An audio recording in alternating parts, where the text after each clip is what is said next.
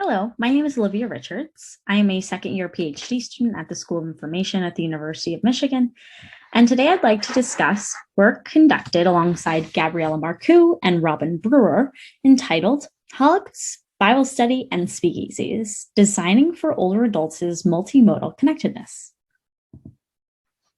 Older adults often experience significant changes to their social networks as they age, which impacts their social connection practices.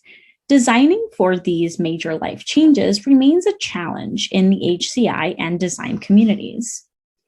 We draw upon aging, connectedness, and infrastructure research to show how examining multimodal connectedness can help designers and researchers more holistically understand older adults' repair and maintenance behaviors in moments of social infrastructural disruption. CSCW researchers in social computing and crisis informatics like Michael Dye, Brian Simon, and Gloria Mark, among others, have studied major life disruptions across a range of contexts, including natural disasters, periods of war or political crisis, especially referring to these as infrastructural breakdowns. They investigate work that people engage in, both with and without technology. Such breakdowns of infrastructures will likely require many to reconfigure aspects of their lives. In our work, we studied one infrastructural breakdown that impacted social connectedness and engagement for older adults, which was the COVID-19 pandemic. Recent reports show a long-term trend of increasing internet, mobile device, and online community usage by older adults. However, previous studies on older adults' connectedness have described older adults' hesitation to increase their technology use due to mistrust in technology, a preference to stay away from it, or a lack of knowledge, interest, or even perceived value in it. Researchers within HCI and DIS communities have designed, developed, and evaluated technologies to facilitate a sense of social connectedness among older adults and across both older and younger generations. Yet, each of these technologies were intended for a single purpose as a single artifact. We argue for the value of studying how older adults engage with others via a range of digital and non-digital tools and mediums. Thus, we focus on their practices of multimodal connectedness. We use a positive aging approach to understand use, rather than solely challenges or unmet needs, to answer the following research questions. 1, how do older adults use technologies for social connection during an infrastructural breakdown? And 2, how are older adults' needs for social connection met and or not met by technology in times of reduced in-person interaction? To answer these research questions, we conducted a survey with 146 older adults over the age of 65 to understand their technology use and engagement prior to and while social distancing due to COVID-19. We conducted follow-up interviews with 23 respondents and asked questions about their interpersonal connections, their practices before and after COVID-19, in addition to their needs and preferences for future interactions. We analyzed our data using both descriptive statistics and reflexive thematic analysis. We identify 3 key limitations for our work. First, this study is based in the United States and may not reflect non-Western cultures.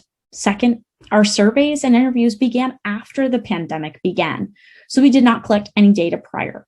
Comparisons of behavior before or during the pandemic represent individual perceptions and life experience of older adult participants. Finally, all data on technology use is self-reported, and we recognize the potential for both over or under reporting. To share our findings, our survey responses and interviews showed how older adults' social interactions changed in ways that were interrelated to their technology use. They performed infrastructural repair to maintain their connections with existing ties and communities, as well as creatively reimagine ways to experience social connection. We found that older adults expanded the modalities through which they engage with others, showing resilience via multimodal connectedness. Almost everyone learned new skills and most increased their use of technology, including making efforts to adopt a range of new mobile devices, software, and social media. Most survey respondents perceived that their technology use had increased, and 64.4% talked using video chat more often. For example, one participant said that they replaced Friday night family dinners with a FaceTime meeting. Many participants welcomed these types of changes to how they communicated with family members and friends on a daily basis. Although phone communication was very popular amongst older adults prior to COVID-19, most interviewees said phone calls became longer and even described them as ridiculous. Participants found it easier to have a more meaningful conversation with close ties due to decreased distractions and a more captive audience because everyone has idle time. In fact, 67% of survey participants talked on the phone more often, and 61% sent text message online more often, and 56% texted more often than before the pandemic. While remote communication seemed to improve amongst participants, older adults were also creative in organizing their own socially distanced activities in person to be around others. They emphasized the importance of place and proximity. For example, some participants walked simultaneously on the phone instead of going outside together. Other older adults conceived of entirely new activities that could allow them to safely gather together.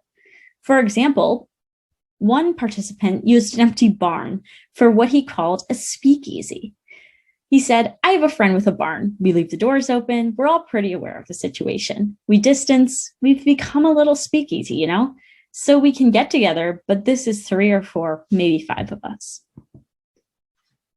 Older adults also blended digital and physical modalities by creatively using physical artifacts in their homes, like actual game pieces to play board games, such as chess and Trivial Pursuit, over Zoom. One participant admitted that the process was not very efficient, but he appreciated the challenge and having the activity to engage together to pass the time, mentioning that it took 2 or 3 times as long just to figure out how to look at each other's chessboard on Zoom, but it was fun to try. So playing these games was used by some to engage younger family members. Our findings contribute an understanding of older adults' multimodal connectedness, behaviors within and beyond the home environment.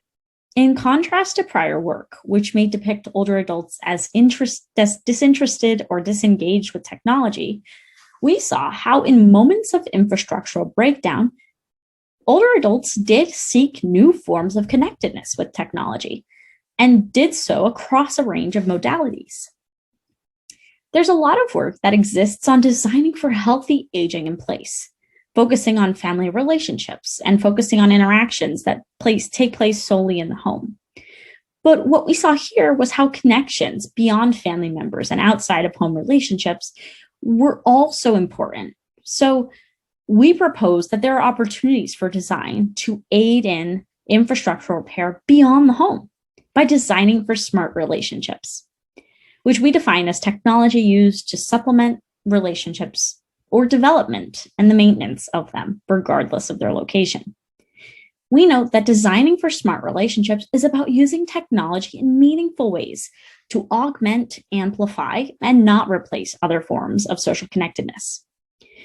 Designing for smart relationships may be also useful for other communities who experience social isolation or are removed from their networks, such as in rural communities, amongst people with short-term health conditions, and within disabled communities. We show how their values and activities for social connection are reimagined and reconfigured with and without technology in moments of infrastructural breakdown. Understanding such life experiences will be useful beyond this pandemic in the context of other life disruptions that affect older adults' patterns of technology use and limited in-person interactions. We urge researchers to consider a lens of infrastructural repair and innovation rather than infrastructural breakdown and deficit when designing new systems to support aging communities. Finally, we're so thankful for the time that participants took to share information with us about their experience. We are also thankful for various colleagues who spent time in supporting edits to drafts of this work, as well as Ann Dissert for visualizations and our community partner, the Healthier Black Elders Center. I look forward to your questions and welcome you to read the paper. Thank you.